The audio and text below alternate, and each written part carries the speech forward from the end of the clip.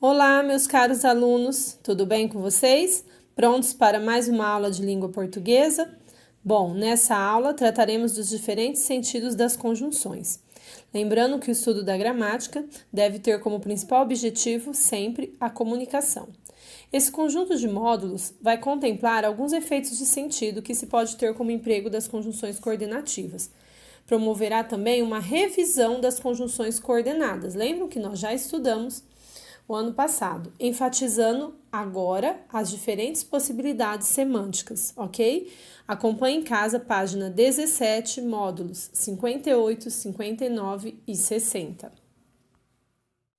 Olá, meus caros alunos, tudo bem com vocês? Prontos para mais uma aula de língua portuguesa? Bom, nessa aula trataremos dos diferentes sentidos das conjunções. Lembrando que o estudo da gramática deve ter como principal objetivo sempre a comunicação. Esse conjunto de módulos vai contemplar alguns efeitos de sentido que se pode ter como emprego das conjunções coordenativas. Promoverá também uma revisão das conjunções coordenadas. Lembram que nós já estudamos o ano passado, enfatizando agora as diferentes possibilidades semânticas, ok? Acompanhe em casa, página 17, módulos 58, 59 e 60. Olha só, pessoal, só para reforçar o que eu acabei de falar com vocês, né? Então, as orações coordenadas, elas não vão funcionar como termo de uma outra oração, já que elas são independentes, olha lá, sintaticamente entre si. Exemplo: chame rápido a ambulância, vírgula, pois o acidente foi grave. Esse pois, essa conjunção pois, ela é sindética explicativa e ela está unindo a primeira oração à segunda, ok? Estabelecendo uma relação de explicação. Olha só, pessoal, só para reforçar o que eu acabei de falar com vocês, né? Então, as orações coordenadas, elas não vão funcionar como termo de uma outra oração, já que elas são independentes, olha lá, sintaticamente entre si. Exemplo: chame rápido a ambulância, vírgula, pois o acidente foi grave. Esse pois, essa conjunção pois, ela é sindética explicativa e ela está unindo a primeira oração à segunda, ok? Estabelecendo uma relação de explicação. Olá, pessoal. Vamos observar aqui, não é, a diferença entre as orações coordenadas sindéticas aditivas e as adversativas. Observe que as relações que elas estabelecem são totalmente opostas. Porém, o mas, que é uma conjunção adversativa, pode significar alguns outros sentidos, ok? Então, por exemplo, na aditiva, nós temos o e, o nem, o e não, o mas também e o mas ainda, que significa adição e soma, tá? Então, por exemplo, telefonei para ele e já dei seu recado. Então, você soma uma ideia à outra. Na adversativa, você vai estabelecer relação de oposição, de contraste. Olha só. Mas, porém, todavia, contudo, tem o entretanto também, que eu gosto muito.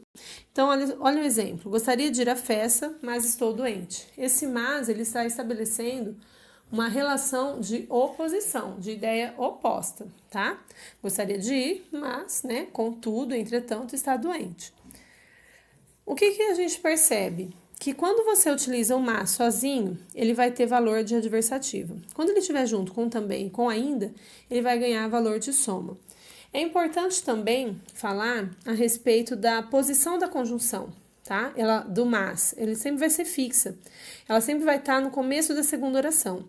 As outras conjunções adversativas, elas podem variar de posição. Por exemplo, fui ao show, mas não ouvi minha música preferida. Fui ao show, não ouvi, entretanto, minha canção preferida.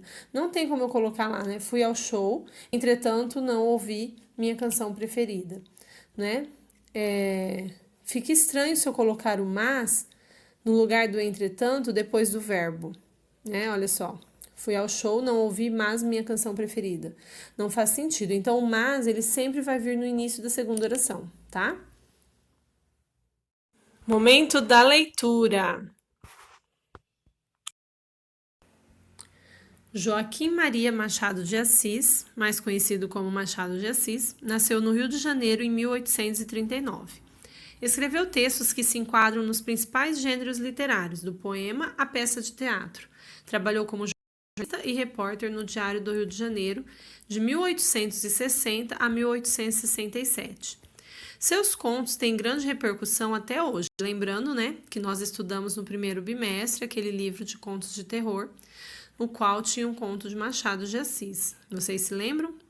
Alguns foram reproduzidos em histórias em quadrinho, como O Alienista, Cartomante, entre outros. Foi como romancista, porém, que mais se destacou, embora seus contos também tenham sido compostos com excelência. Um dos romances mais conhecidos é Memórias Póstumas de Brás Cubas, de 1881, no qual o narrador é um defunto que conta a história de sua vida por meio de ironias sutis e quebras na narrativa, usadas para conversar com o leitor. Ele é extremamente importante para a nossa literatura brasileira. Lembrando que ele também é conhecido em diversos outros países e suas obras também foram adaptadas para, além de serem adaptadas para os quadrinhos, também foram traduzidas para outras línguas, ok?